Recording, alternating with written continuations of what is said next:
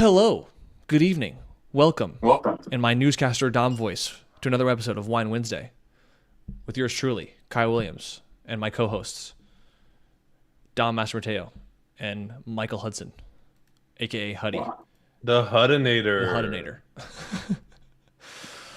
What is going on, How's everyone everybody? doing out there? Yeah, welcome in, welcome in. We've already got 7 likes. You know, we haven't been so hard on people as we used to. I know Dom was always putting down the hammer, but we've done better, guys. We can start off better. I don't want to come across as annoying, though, for the people who do their Part. Right. deed and they like the video, and I'm appreciative. But a lot of people every morning out there who are watching it, who are taking in the content, and all we ask is in payment is just a little button click. And I hope it's that they just forget, because honestly, it's so easy to do. You go to that thumbs up button, it's right there in front of you, and you click it, and then all of a sudden you're part of the gang. Yep, it's almost, we got to make it seem like it's like a part of the Cool Kids Club. Cool Kids Club. Yeah. Have you appreciated the appreciate button? But ever since, I guess what you could call us creators now, I think that's a weird word to use for myself on a 4K subscriber channel. But I guess we're creators now. When I actually like a video that I'm watching, and I'm like, I want to support that channel. I'm like, oh, they have really cool graphics, or they have really good ideas. I'm like, I gotta hit the like button, because I know I would be asking someone, and they're not harassing me, but I want to go ahead and click the like button for them because I want to see this channel continue. You know, I have think you ever that's seen videos and you're like, they deserve so many more views, Yeah, like ours. like ours. All right. Or go ahead, Huddy. Go ahead, Kyle. I was gonna say the like button. Whenever we come in here and Dom doesn't see as much, isn't happy with the like button. It's like when you say good morning and everyone's like good morning, and you're like no, we're gonna retry that now. Good morning. And everyone's like, oh, good morning the second time. Like the opening of like a sales conference or something. Yeah. Need some energy. Energy here. Bring it to rhythm, passion. All Anyways, right. All right, we got Talk to me, Wayne Eddie. in the room, Arnis, William Gregory, whose Wednesday Gapper theory is holding true today, Trey Meyer says. We do have some Gappers. I'm sure we'll talk about them as we get going here. But was Huddy going to start a topic? I was just gonna go into the wines, All right, go to the wines. bring in the but then you wines. started, reading off the people, and then I just want to say what's up. If to you the want them to people. like it, you got to say their names. Yeah, what's up to the people? But I'm coming out tonight with 19 Crimes. 19 Crimes Snoop Dogg edition. So we're coming out with the Snoop tonight, and Is it just a blend? It's a Cali Red. It's a Cali Red. So I think it's a blend. Could be Merlot. It's a California wine. Very Okay. nice. Yeah, those are cool. If you scan the QR code, you can see Snoop Dogg do a little rap. Yeah, unfortunately, my phone is the one that's right there. So if you could scan it through my phone, but yeah, it's a nice little wrap I actually did last night. William Gregory says best day of the year for him. Wow. No Awesome to hear. way. W's in the chat for William Gregory. He was W in the VIP chat at for the William most recent Gregory. most recent boot camp. It was awesome hanging out with him. Dude, dedicated student, great finding dedicated rewards in a dedicated market. Write that down. Dedication hashtag. Okay, I don't know why that reminds me of this, but have you guys seen he's like going viral on TikTok, and chat, let me know if you've seen him too. TikTok TikTok's the only place I've seen him, but he's a streamer. Sketch, that guy named Sketch. Have you seen him? No. Okay, because when Huddy was like dedicated market, dedicated student for dedicated trades, he has this guy named Sketch. He's on the spectrum somewhere, but he is super funny. He thinks of these words that are just like the way he formulates sentences is hilarious. And he'll play he'll stream Fantasy Madden, and not every, but like frequently he'll be like, special teams, special plays, special players. Let's do this thing. Yeah. You know, he's like he's just so outlandish on it, and when he's playing football, it's really funny. But anyway, I got sidetracked. But anyways, Dom will be Still putting them down. How big disappointed is your in me. fridge? I have it's my wine cooler, but the top or the wine fridge, but the top row of the wine fridge has just like 10 undrinking seltzers. So this is another one down. Another watermelon gracious. truly. Yeah. We have wines in there, but I just want to get rid of these because they I drink wine once a week, and then the whole bottle goes to crap, and I only drink half of it. So, Those don't go bad. They're 98% water. Hey, Dom. you know, so What's up, Jim? There's potential that I'm visiting Kyle on April 4th April 7th, something like that. And April 4th is those, tomorrow. let me tell you, those White Claws will not be there by next month. You're not wrong. I'm having a Bordeaux, a 2020 Oh, Le snaps. Coq Gaulois. I don't know French. I'm guessing it's French, Has to be. but 2020, Good year. good year. It has some dust on it, which means it's been sitting there a bit. I hear 2018 and 2017 were the years of the years for Bordeaux wines. Been a little Really? hot ever since. Yeah. Well, we have a 2020, so it's okay. It's tasty. And when it's too hot out, the grapes they evaporate or they lose their juice, so that when it reaches your belly, it has less alcohol in the bottles. So that's why you want years that aren't too hot. Fun fact. Interesting. All right, We'll we're start coming right out here. We're gonna jump right in. Behind me on my charts today, this is actually my station. We have a number of charts up, and it's in my goal is to kind of talk about each and every one, but if we don't talk about each and every one, I'm not upset. Some of them don't need to be talked about. Kind of my first question to Kyle when he hopped on this was, "Hey, dude, are you long CGC?" And he started answering. I said, "Hey, let's just save it for Wine Wednesday." So I feel like that's a good place for us to kind of jump on in and start talking about what's been going on this week in the stock market. So yeah, I obviously from the stream this morning, ACB strong out the open with Dom nailing that trade. Congrats, Dom. Thank you. Obviously brought some Very light nice. to the weed sector once again, right? And I didn't really take too much notice to it because I'm just not a big long trader in general. However, if I do long something, it is sometimes in a sector momentum. However, we've also kind of already had our run. I feel like CGC leading a week or two ago I felt like that was kind of the first run, and I'm usually best at the first run, and then that's kind of it for me. But I saw CGC up midday, in the 9 to low 9s area at the highs at the worst case. And honestly, this probably was right at the beginning of the run, right before it took off into 950, 910. And I remember seeing it, and I was like, "Oh, okay, there's resistance, at the what's the breakout here? $10 and $10." And I'm like, it hasn't broken out yet, but ACB has. Do I really care for it? I'm like, no. I've had a losing streak. I haven't felt really great about it. I held off from taking QULR, right, because of that streak, and I ended up KULR? KULR, yeah, and I ended up feeling better. I felt good about that decision because it gapped down the next day, which I 100% would have taken a loss. I would not have stuck to my risk like I probably should have. So I was like, let's pass on CGC. And then I look at it into the close. I just totally took my eyes off it, was doing other things, but we're really looking at the weed charts. And then I see CGC at 11. And I'm like, wait, what? So, a whole $1.50 plus higher. I was like, wow. So here we are. We have, and then that's not the only charts, right? Was there is it SNDL? Dude, I'm so mad at myself for not being more But proactive this morning. I think you were also balancing the LTCN BCHG trades that you had on, correct? Yes, I had those shorts that took up 90% of my focus. So I didn't really have the bandwidth to watch other things. So as far as my answer goes, and Dom, we're gonna come focus on you in a sec as well. Spotlight's gonna be on. But as far as Kyle goes, just you have no weed swings right now. I wish I did, but I don't. I don't have anything long on the weeds. I don't have anything long in general. I think that's fine because we know we're gonna clean it up at the end of the day. But part of the woes of I think it's good for people to see that obviously you're in a bit of a down draw for the past 5 days, and that it definitely has affected your decision making because I feel like CGC more than KULR, I feel like always sector momentum gets a little bit more credence than just normal breakout plays.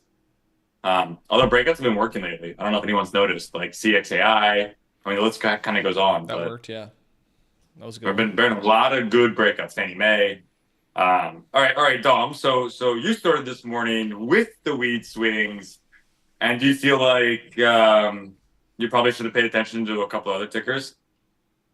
Yeah, one quick note. Kyle, you're calling this Good Morning NASDAQ. You didn't switch the name to Wine Wednesday. Nice. Stand by. I was just looking at it. I was like, oh wait, because someone just posted. Did you guys have drawdowns while starting out? How do you guys deal with it? And I was posting a YouTube video there that I did many months ago, about drawdowns. So enjoy that sadness. 15 minutes from me. But yes, I've kind of been on top of a decent amount of these breakouts. I really feel like I've underperformed in the last week, especially this week. I'm missing a lot of plays. And I think I said it yesterday or maybe this morning. Just kind of long has been where it's at. Things have been going up. Breakouts have been working. First green day bounces have been working. Stocks are holding up when they usually are having first red days and then coming all the way back down to where they came from. Um, it's for me, a very friendly market right now because there's a lot of different options. There's a lot of different plays to keep your eye on. And over the weekend, I kind of started to look at these weed charts, and just kind of remembering the run from September of last year on a lot of these where ACB went pretty far, had big gaps. I think it was pre-split. CGC had a huge breakout, and they were all kind of the secondary move. And so once these all kind of did their moves like CGC last week or the week before, ACB, I started to just take note of them because I didn't touch them during this entire runs. And I think I made it clear a few times over in Clover Trading that I was going to let them live their life until they set up again. And ACB was my first victim that I started to notice 2 days ago. We had this pattern where it was spiking into 5, pulling back to 4, spiking into 5, pulling back to 4. And once your boy finds a death line and he trusts it, it's pretty easy for me to finally buy that weakness.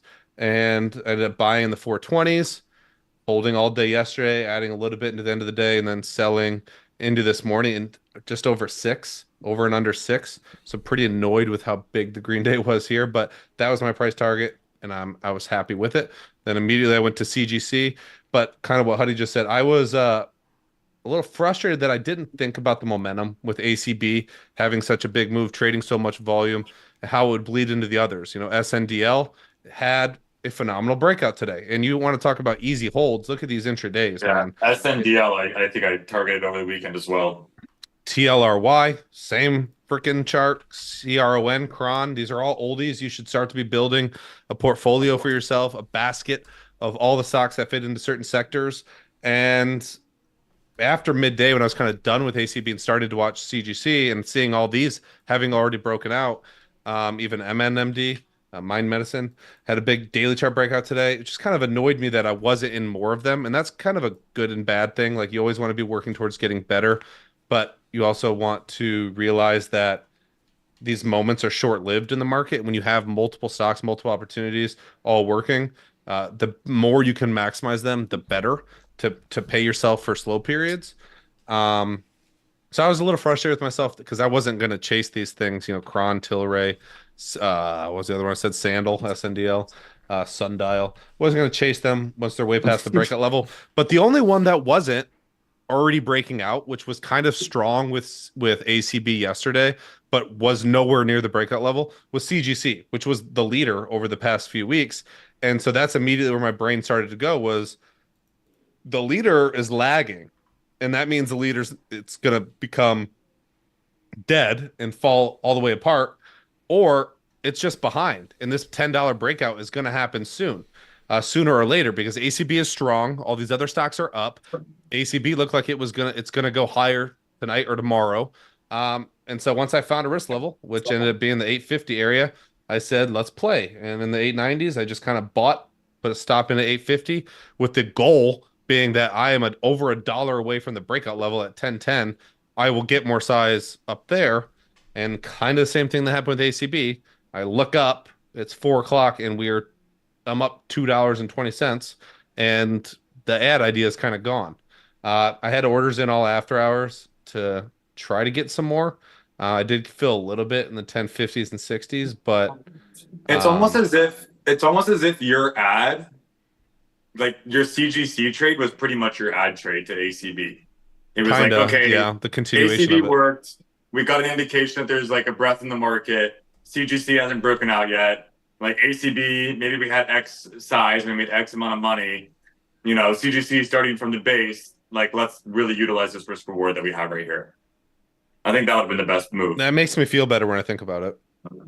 Yeah, I mean, Like I an think add-on you're to the still, ACB trade. Yeah. I think you're still compounding wins. I think you're still compounding gains within a sector. That's a good thing to be doing.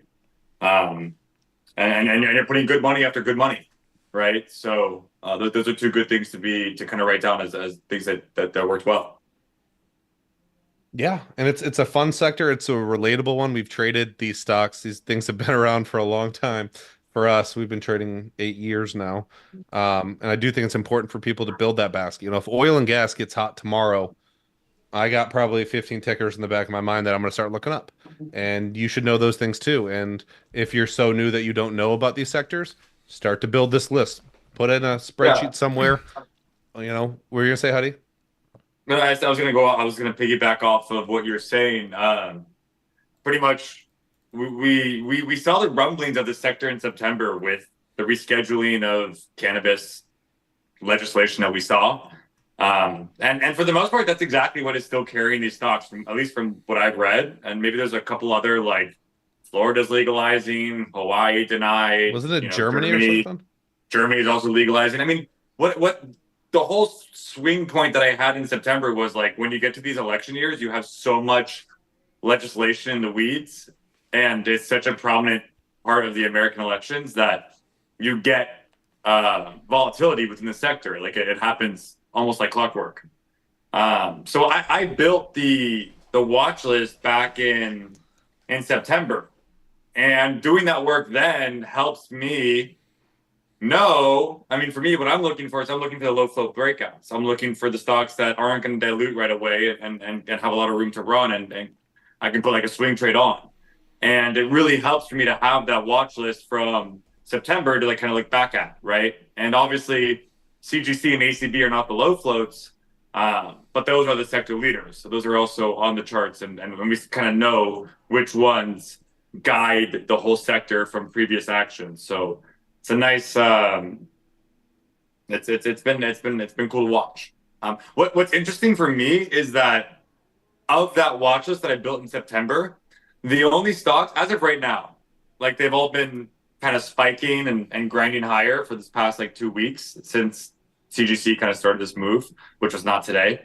And the only stocks that are below their price levels, actually, I'm exaggerating a little bit, not the only, but the two stocks that would surprise you to know that they're way below their price levels from back in that September spike would be ACB and CGC.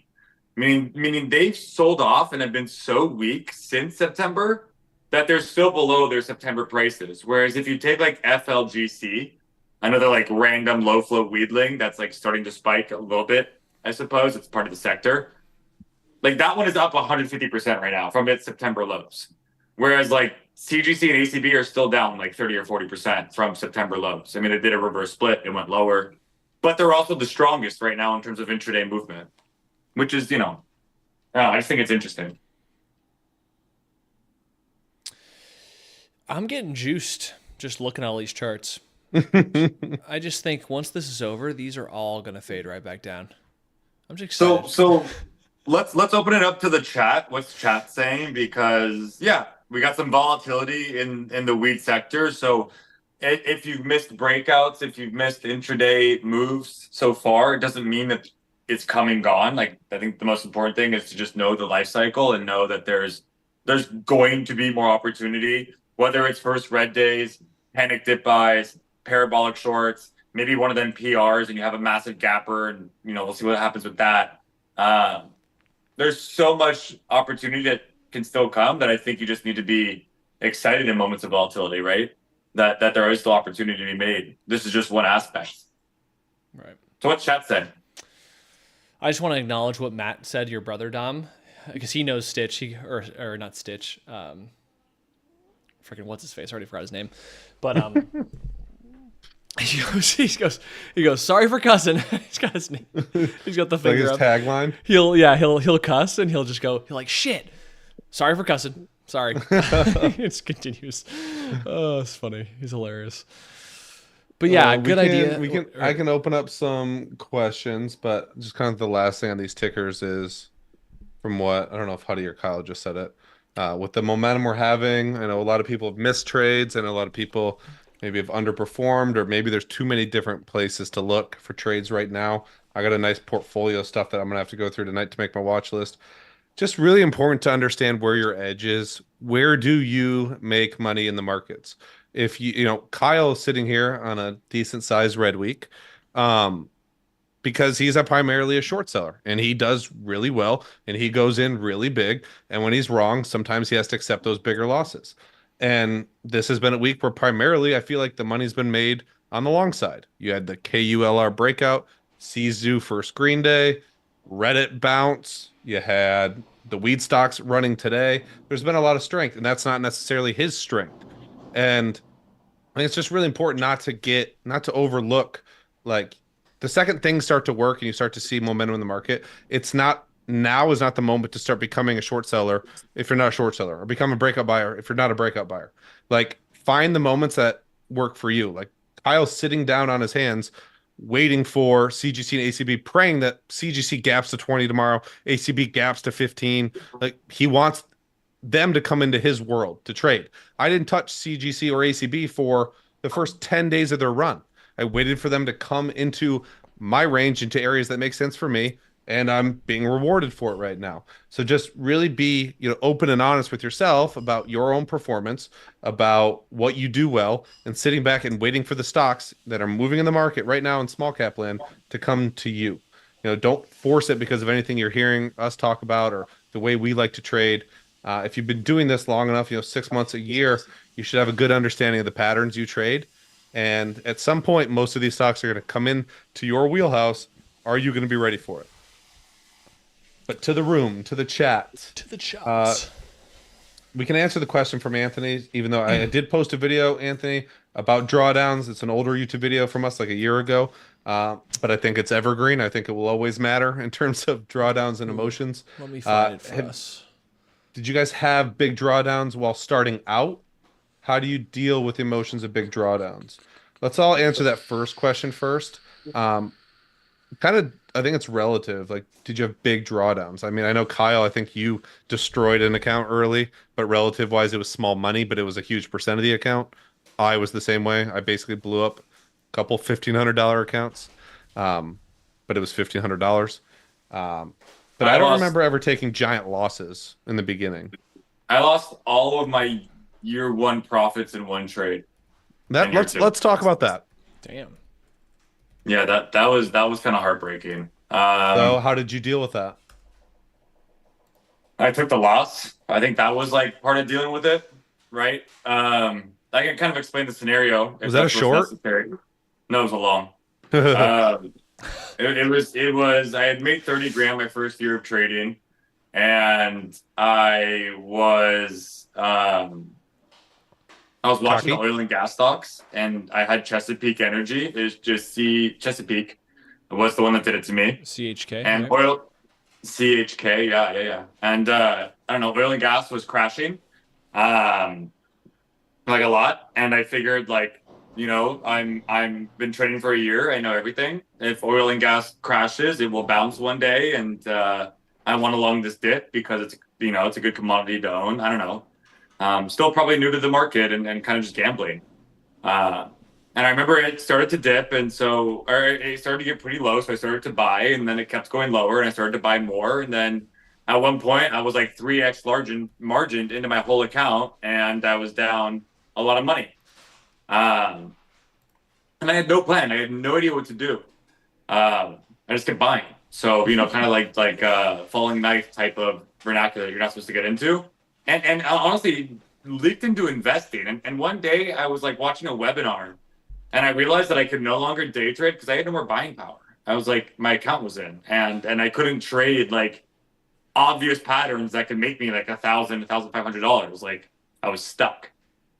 There was like, I don't know, I started to buy into a panic. So I remember there was a day that it all started to bounce really nicely. It was like maybe a 30 or 40 or 50% day that CHK was having. And it was on that day that I took the loss. which is unfortunate because that was like day one of bouncing off the lows. Like it eventually ran 300% higher from that spot over the next 4 or 5 months.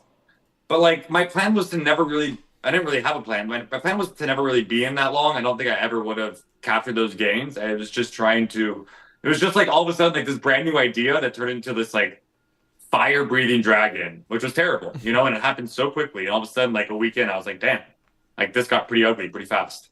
Um, so it's hard to balance. And it wasn't like, you know, once it was green, I started to take profits off. I was like, or not profits. Once it was a green freaking candle, it was like 9 days of bloody red, red, red, red, red. And the day it was green finally, I just took it all off.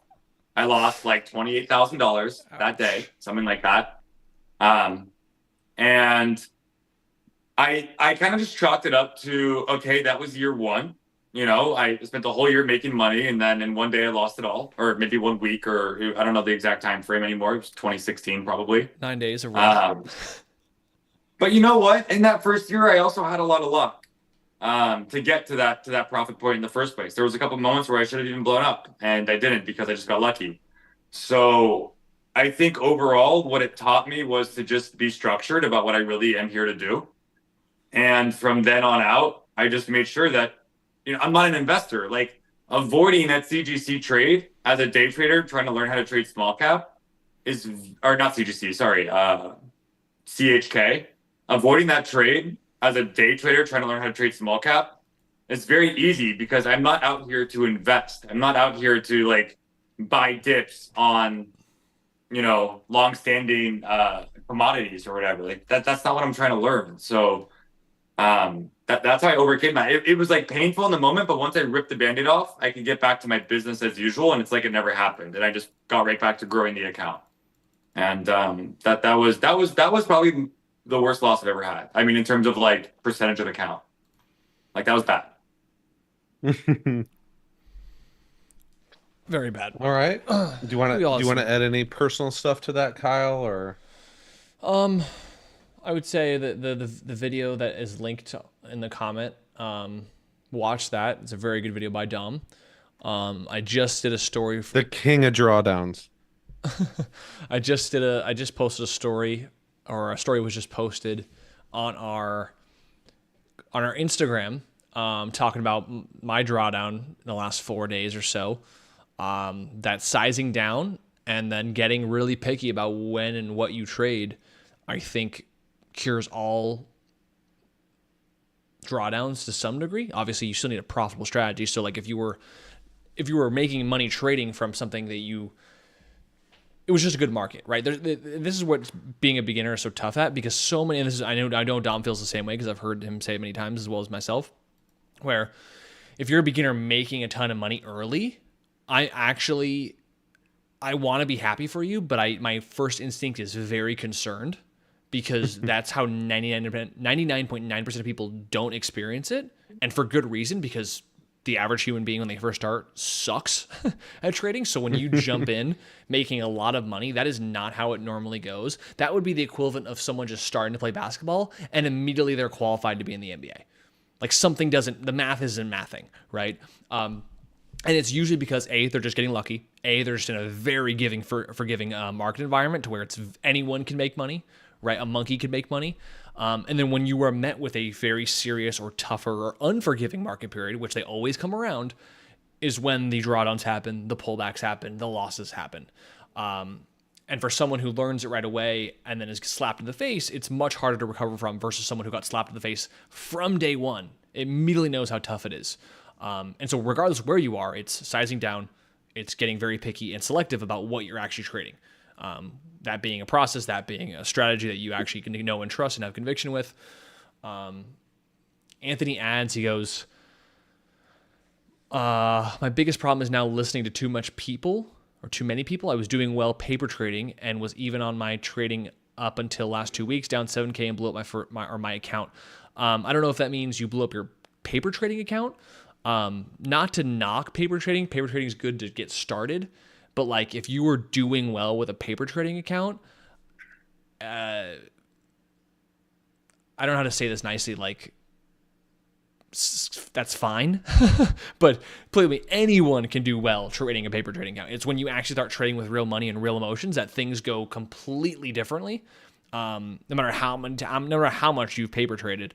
And so I'm curious whether that account you blew up is a paper trading account or not, because if it's real money, that makes sense.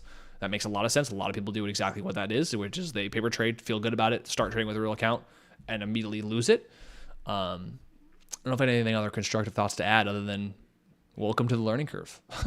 It sucks, but Welcome to the jungle. yeah, I think you got to if you're transitioning from a paper account to a real account, and the 7K was real after doing well on paper trading, 7K is a pretty big drawdown for 2 weeks. For any beginner, I feel like trading for the first time with real money. I know it was not that way for me. Like a big loss was like $200, and I was like, "Darn it, Dominic, what did you do?"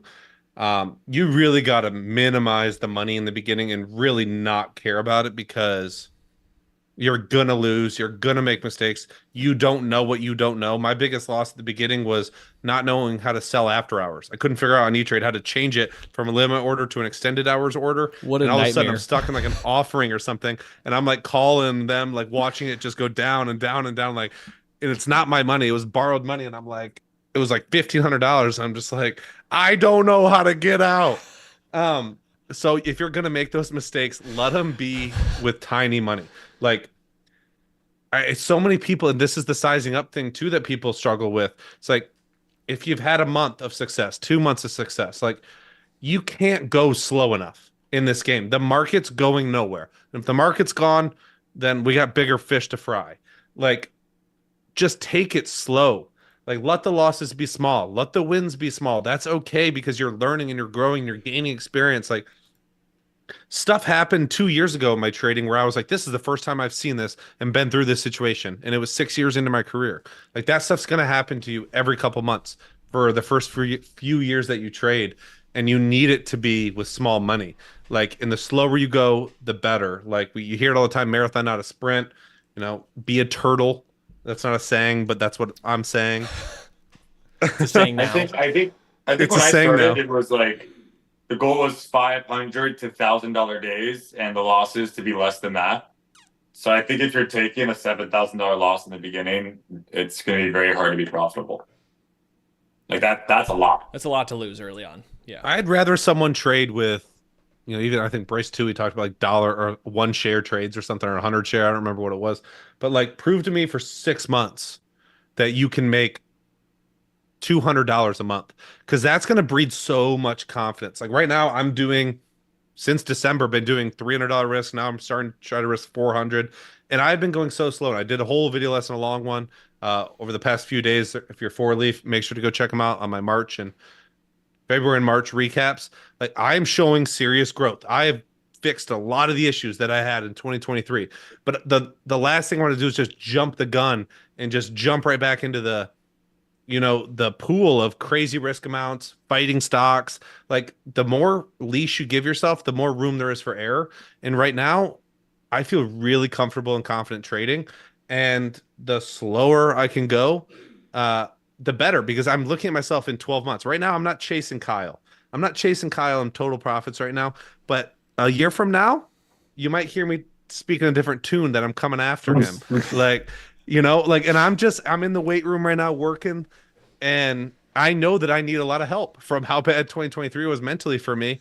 And I'm willing to take longer than it needs to prove to myself that I can do it. And I think that's the mindset in the beginning you have to have, is to hit those milestones slowly. You don't want to go from, I hit 20K in trading profits, and then I hit 250 next week. It's kind of what Kyle's saying. You are going to run into a plethora of problems if that's you. And it's hard for us to knock it when it's in the moment. We want to congratulate you, but we've been around the block, and we know that if the pace gets too fast, it's kind of like a fighter. Goes hard in the first 3 rounds, but there's 2 more rounds to go, and the other guy's just kind of sitting back waiting. You're going to tire yourself out, and something bad's going to happen. Yeah. I like what you said there, Dom. Like, you can't go slow enough. Like, if you really can't. You really, yeah. Like, and unfortunately, sorry to hear Anthony. He's saying he blew up his actual 7K account with real money.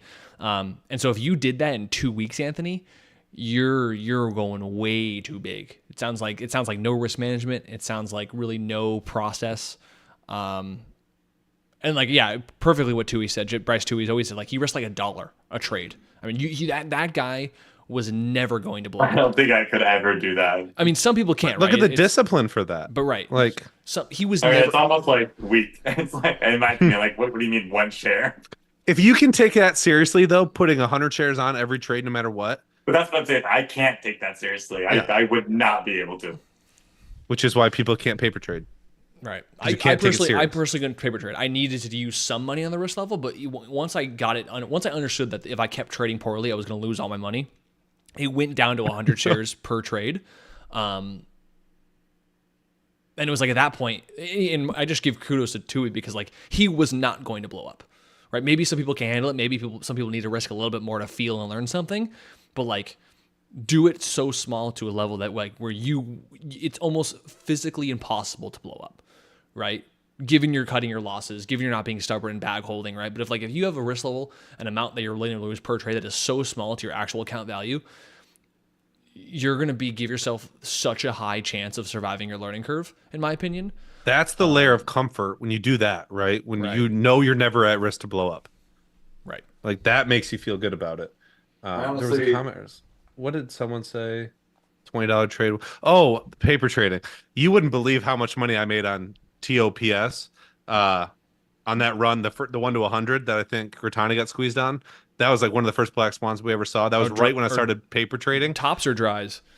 Dries, yes, dries. DRYS, yeah. And I made probably, I think like 61,000 paper trading it. Clearly didn't know what I was You were a doing, but that's stud. like You were an I animal. was- I bought it like 2 days in a row, just like at class, and then just sold like hours later for like 100% gains twice. And I was like, dude, trade, because that's the funny thing. You This always is go to those easy. stocks. Yeah. And That's so I funny would never because- trade something like that now. When I first started paper trading, I had the exact opposite experience. I had a 100K account, and I think I lost like $24,000 day one. And I was like, right, that is exactly why I don't have that account. I had the opposite. I was like, that's also why I'm not going to paper trade, because I cannot take a $100,000 account of non-real money seriously, especially when I don't have patterns like day one. Like I'm gonna bet. Right. You know, Well, there's no And leave fear a of lot. losing. There's no Right. emotion tied with the loss, but there's so much That's why I'm emotion, gonna reset. emotion tied with the win. Right. The last thing I'll say here before we can move on to the next topic here is, and I like saying this analogy a lot, which is you to some level, obviously, if you're like Huddy and you can't take $1 a share or $1 a loss realistically, you know, there's some level of emotional pain that everyone is susceptible to actually start learning your lessons. But you need to learn very quickly what that is for you, and then try to tone it down as much as possible and take those lessons for real, regardless how much you lose. Because I compare it to like college, right? You can go to an Ivy League college and learn accounting, right? You'll get good connections, you'll get great professors, you're going to learn accounting. There's no doubt about it. You can go to a state school where accounting's going to be a lot, the degree's going to be a lot cheaper. But let's say the Ivy League school is going to put you $200K in debt, and the state school is going to put you $40K in debt. Is the accounting degree that you're going to get really worth 160 grand more? It's probably worth more in general because, yeah, you're going to get a lot of connections and you're going to meet some people and maybe you get a job out of college because you have those connections. Sure, that's valuable. But like 160K more for the same, you're both learning accounting. You're both going to be CPAs. Imagine that to trading. You could, maybe you're well off and you could start with a $100,000 account, real money. Right, but do you actually have to lose all that to learn how to trade profitably versus starting with a 10K account and blowing up the 10K account? Right, most traders starting out blow up some kind of account. You can kind of decide what size it is to some degree while learning and going on that journey of the learning curve. So that's my the final beginning thoughts. is so tough. Like the first hump to get over. Like when I hear everyone talking about these things that like. Again, I've been doing this for 8 or 9 years. Like day one was so long ago. I didn't have all these thoughts in my head. It was, like there wasn't like this. I mean, I think what I did for myself was 1,000 shares in most setups, and then just manage the risk from there. But I can see whether it's what I did, or you start with paper trading, or you start as a turtle, or you start with bigger accounts. There's such a hump to get over the first like 2.5 years to find out what you're really supposed to be doing here. That it's not only that anyone, yeah, I get why the success rate is so low, because that's a weird hump to get over, because it's so personality dependent. And again, one like really bad decision can really knock you off your toes and like kill the whole thing for you. Crazy. Totally. It is. It's. I don't think enough people view it as a profession, and I don't. I know I definitely didn't in the beginning, Right. and I Right. didn't realize that because there's so much out there that's selling you on get rich quick, and I definitely was felt that way about this. Like even though I saw Gritani, and I don't know if maybe Roland was there, you know, but even then, once you dig down deeper, they didn't get rich quick, and you don't want to believe that because you want to believe you're better and you have capabilities other people don't have, and you'll be able to figure it out sooner. But I think there is it's a there is the natural hump. human characteristic to think that way. There's a hump, and no matter what you do, you can't run from the hump. Yeah. And some people's are different. Some are 6 months, some are 10 months, some are 2 years, and we can't help you with what it's going to be for you based on how much time you have to study or put into trading, or how much if you have another job or a family or whatever. But we can hopefully shorten that learning curve, whatever it's going to be. And those are all great answers. Tiago asked a question about because he said he's going to miss the rest of Wine Wednesday. He wanted to get it in. Can you talk a little bit about frustrations you had during your first years? Might as well stay on this topic while we're here. Kind of good Missed segue, yeah. opportunities, selling too soon, whatever it was you dealt with, and how you dealt with them. Did you vent about it with close friends or family members? Well, Frustrations during the first years. This is kind of funny because I was talking to someone first today. year. First years, early on. Okay. Unprofitable years. Yeah, well, for me it wasn't, but Oh, you must have had it easy. in terms of missed opportunities, selling soon, like those type of things that I see beginners, especially in our room, dealing with on a day-to-day basis. I think the biggest thing is you need to accept that that's reality of trading. That's not a beginner problem. Selling too soon, not getting the perfect entry, missing 2 out of the 3 best trades during a trading day. You will continue to deal with that every single week for the rest of your trading career. You will never, ever, ever, ever, am I Tim Sykes now? Ever, ever, ever, ever, ever, ever be perfect. And you need to accept that tonight. You need to go to bed on your pillow, write an affirmation. I will never be perfect. And chasing perfection in this game is what we're all trying to do, but there's an acceptance that we won't be. We are not robots. Every month, Huddy goes through his systematic trading style and tells us how the robot would have done and how he did and how different they are. We are not robots. Never beat the robot. And I think there's a fallacy that beginners think that like Jack Kellogg has it all figured out. Kyle Williams has it all figured out. They don't ever miss trades. They don't ever take a bigger loss than expected. They don't ever miss size. They don't ever sell too soon or cover too soon. That is something you are going to deal with forever. And the more you stress about it and beat yourself up about it in the beginning, the harder it's going to be for yourself. You need to learn to let that fall off your back like water and move on. How can I learn from it? How can I grow from it? How can I be better the next time? And understand that the next time I'm only going to be 1% better. I'm not even going to be that much better. And when I look back over 5 years, that's when you start to realize, oh, I'm in a totally different place than I was 2 years ago. And now I'm reaping the rewards. But in terms of all those little things that I see so many beginners struggle with, and that's why someone was in chat today and I kind of got on them. They were like, oh, I sold this here. I should have sold here. I was like, what's your plan? Like, I don't care about hindsight. I don't care about what you think you should have done now that the trade's over. What did you think going into the trade? And as long as you stuck to your plan, that's all I really care about. In the future, we can look at results and make your plan better based off hindsight. But those are things that as a trader, you are, Kyle's in the midst of a 80K drawdown right now. And I was supposed to ask you this earlier when we talked about that. Would you consider what you're dealing with this at the beginning of this month a drawdown? So you keep saying it's a drop in the bucket. It's just another week, and I know that's not necessarily a coping mechanism, but because I know you can make that in a month. Do you feel like you're in a drawdown? Yeah, I'm. Let's see here. Yeah, I started off April with a 16% win rate. Nice. Off the top of, let's put it this way: the last. What is this here? That's about what my last 20 trades. 1, 2, 3, 4, 5. 5 are winners. So I'm 5 for 20. Nice. And of that 5 for 20, I've lost 80 grand. Like, yeah, we're in a That's drawdown. crazy. Now, when I say, yeah, it's like, it's easy to sound and hear me cope of like, oh, it's just a drop in the bucket. It's just this, that. It's like, yeah, you know, because when and that helps me deal with it, because when I look at my overall profit chart from 0 to 5 million, you know, my chart looks like this. It's like this, and then here I am. Like, I went like this, and then this is 80K. Like, it's not even noticeable to some degree when you look out big. But again, we're not dealing with the entire picture. We're dealing with right now. And so right now, yeah, it doesn't feel great. But have I gone through it before? Sure. Am I going to go through it again? Is this my last 80K drawdown? Of course not. It's going to happen again and again and again.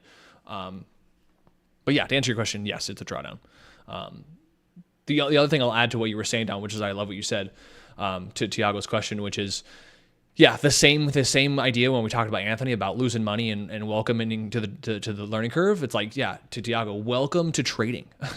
Welcome to the club. Like, you will always sell too early. You will always miss plays. It doesn't stop, right? And the sooner you can learn how to just accept it, it actually is reverse psychology. And you actually begin to gain more profits, gain more opportunities.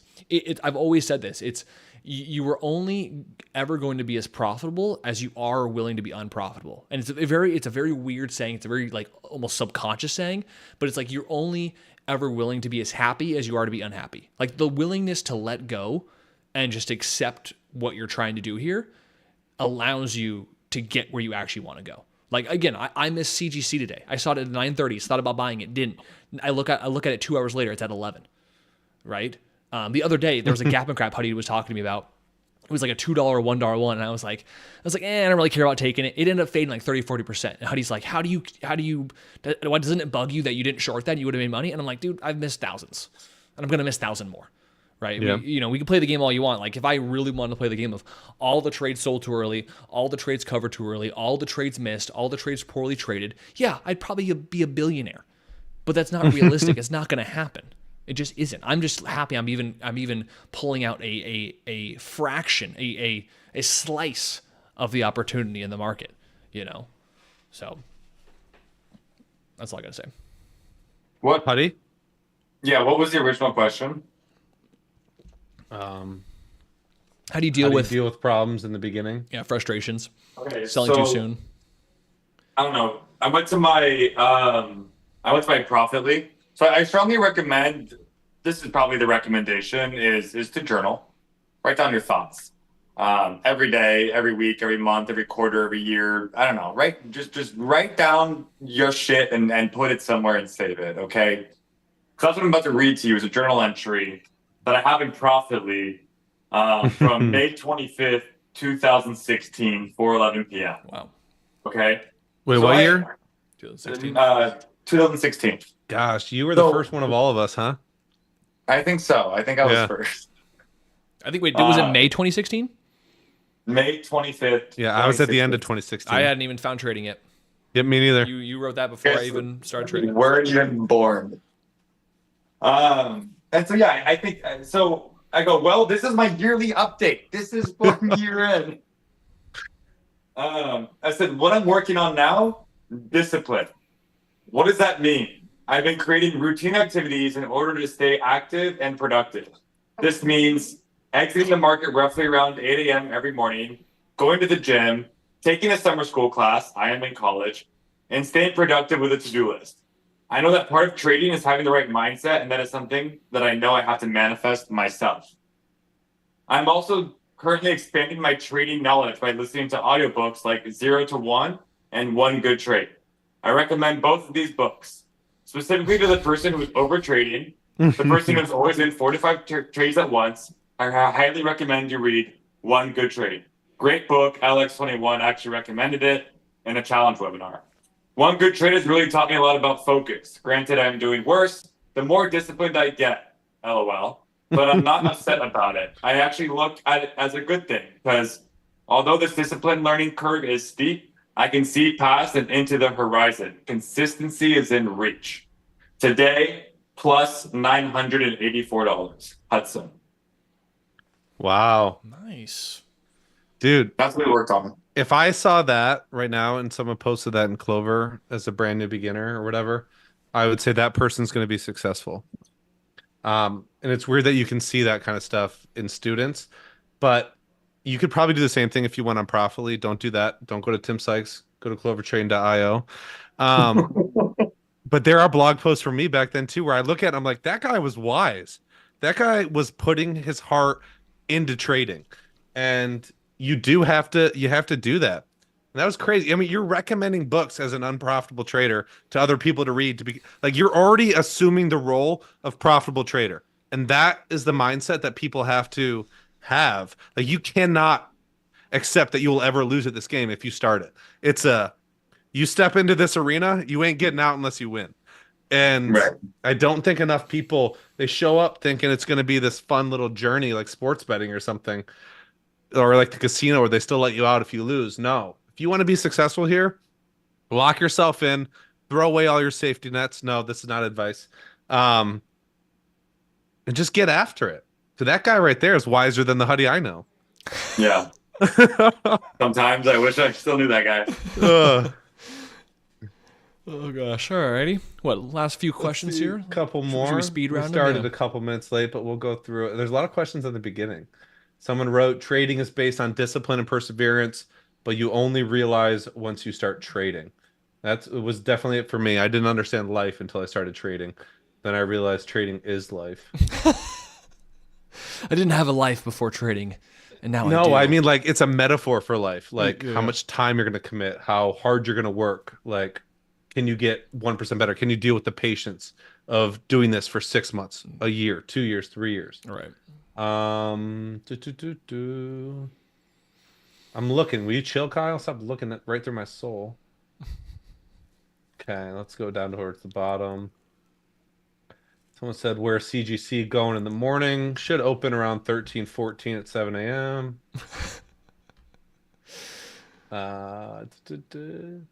Someone asked, is he going long or short bias during this drawdown or a mix? Sounds like organic losses. It was organic losses. I think it was pretty much all short for you, Kyle. Sorry, what was No, it? wait. Was DJT? Yeah, DJT long? was the beginning. It was a long. There were some short profits in there, but unfortunately my broker combined everything. So it was probably like two shorts and 3 long attempts and then just 5 together. The beginning was Dom saying, wow, Kyle, you're on a heater. And then Kyle saying, yeah, that's usually really bad. Did that happen? Yeah, it was. Yeah. It was last one. It was last Good Morning Nasdaq. You're like, I just had profited 6K on Reddit that red day On Wednesday. Yeah, and you're like, wow, you're really on a heater, Kyle. I'm like, yeah, I know. It scares me because heaters usually end with either it stopping or me actually losing a lot of money. And then what do you know? That's in the last 7 days. That was last That's Wednesday. That was last 7 Wednesday. days ago. Yeah. Last Wednesday morning. Yep. And there was Wow. no trade on Friday. I am so it was so 3 days. sorry, Kyle, for It's okay. being a part of that. To be fair, I did say I was going on a heater, and I am starting to. So There we go. We switched. That's all. I just won't say that to you anymore. Are we putting odds on whether or not Kyle makes it all back and more when he nails CGC and ACB shorts? I wouldn't be surprised to see him Oh make my God, that would 100K be on that. insane. but Let's that's not totally count our eggs ridiculous. before they hatch. But I mean, if CGC goes to 15 and ACB goes to 10 plus, I'm gonna have to put my emotions aside and not care where the hell my P&L is at, and be a little aggressive on these things because yeah, these are incredible opportunities if they keep going. This is what scares me the most about, and that doesn't scare me. It's just the talent that I don't have, which is like Kyle's understanding of what CGC and ACB can mean for him. You know, and what it means for him, it's gonna be different from every trader. Just because it's A+ for him doesn't mean, and I don't know what it has to do to be A+. I'm not just like, not saying like anyone should just go do something reckless on these trades. Like, still a number of things have to happen for them to fit Kyle's definition. But if it does end up fitting his definition, then 80K drawdown is a drop in the bucket, as he keeps saying, because by next week we're not talking about that anymore. Dude, when I saw him do that on top, we had all of us basically got murdered on top. We all hung out over the weekend, and then by like Tuesday, he was rocking and rolling again through the rest of the month. And once I saw him do that, with nothing, no Bro, emotion he made at all. 100K on the plane ride home. I was like, dude, this guy he's next level. And if you guys knew Kyle back in the day when he was just like Kyle CW2 or whatever, My username, yeah. Oh, different, nicest guy. different human being. And when we talk about turtle speed, this boy was a Galapagos tortoise. Okay. I was raking it I've seen in. those. Huddy was raking it in. Jack started raking it in, and we're like, dude, why are you talking to this Kyle guy, dude? He's up like 20K over like 2 years. Like, why are you even hanging out with this guy? And then all of a sudden, Kyle gets it and he starts to figure it out and he goes a little bit bigger, a little bit bigger. Now he's a savage. And yeah, I would take the whatever the bet was, the over that by next Wine Wednesday, Kyle's all good. Jesus. No matter what the patterns are. Well, thanks, guys. That is My crazy. next Fun Wednesday. Honestly, do you want to know how you deal with a drawdown? You give your account to Kyle for a week. I question it myself because I do think about that top scenario, and I'm like, gosh. I mean, yeah. Not only did we all lost big, I lost after slippage over 6 figures, and then yeah, was it a week later? Yeah, it was like 3 or 4 days later. It started dumping, and I literally went into that day on a plane, willing and ready to lose another 50 grand. I was just like, this is dumping. I'm going to take the size of a $50,000 loss, and then I'll just keep adding as I lower my risk, and then I made it all back from a plane. This some classic trader bullshit where it's like we actually spent the weekend together and just coincidentally we had a weekend trip planned to do some content or whatever, and it was the weekend right after we all lost pretty big on top because it fit, a strategy that we were employing at the time. And over the weekend, we all decided that we were no longer going to be trading these things, these things, like whatever fit into this grouping. I want to say proudly that I have traded like maybe 2 or 3 of them since. Like I have almost stuck to 0. But this next week, they both there's that one, and there was one other one, which was that same week, which was like on your guys' way to the airport or something. I don't know. That there was 2 of them that week that everyone hit but me, and I was like, nope. I'm not trading those. I'm not going to try to make my money back. And you guys just absolutely kill. I was so jealous. Some trader bullshit. Oh. Okay. I don't know if I got to a question there. Did I just say something random? Yeah, I don't even know how that started. Should we do one more question? I don't know if I had any more. So I don't want to go on a random other topic. Someone said, so is Kyle actually human after all? Kyle's everything you want him to be and more, okay? Kyle is perfection. Oh, gosh. We're all just very jealous of his fiancée. Oh. Wow. Did I just hear like, we all just want to be engaged to Kyle? Like, what? Dude, all that Bitcoin money? Oh, gosh. I want 50% of all Bitcoin earnings. Dom just wants to get married to divorce me. No, I would never do it to. Never do it to. If you got divorced, do your Bitcoin holdings get divvied up in half?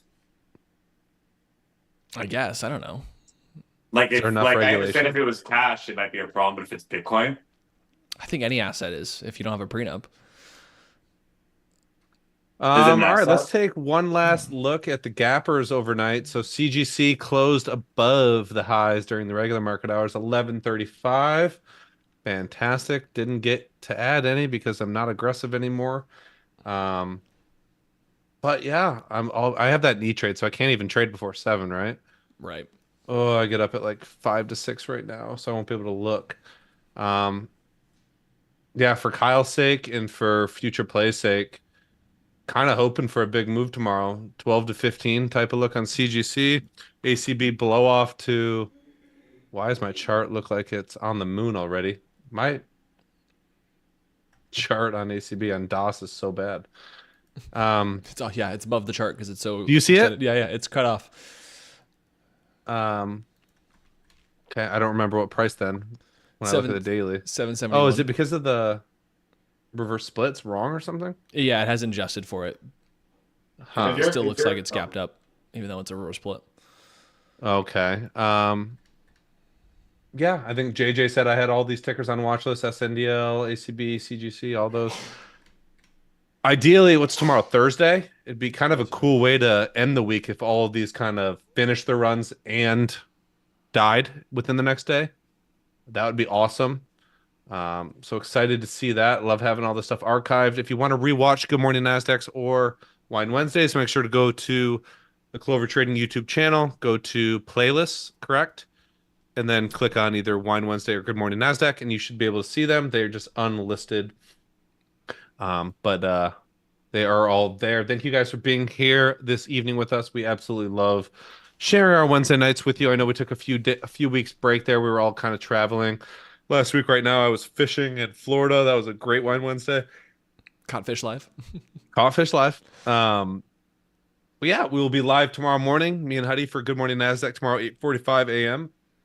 If any of you are interested in getting in the room over at cloverchain.io for a 3 or 4 leaf Clover membership, we do have 7 days for $7 to get access to everything we have to offer, which is watch list every single night, the room, video lessons weekly, multiple webinars every week. I have a webinar tomorrow, I think solo at 11 a.m. for all you 4 leafs. If you want access to that, come check us out for $7. See if it's something you could see yourself doing, if we're the mentors you want us to be. And if you don't like it, you lost $7. If you like it, sign up. We'd love to have you. Hope you all have a phenomenal night and a great end of your week. We will see you all right here tomorrow morning, 8:45 a.m. for Good Morning Nasdaq. Have a wonderful evening. Peace out. Goodbye. Bye.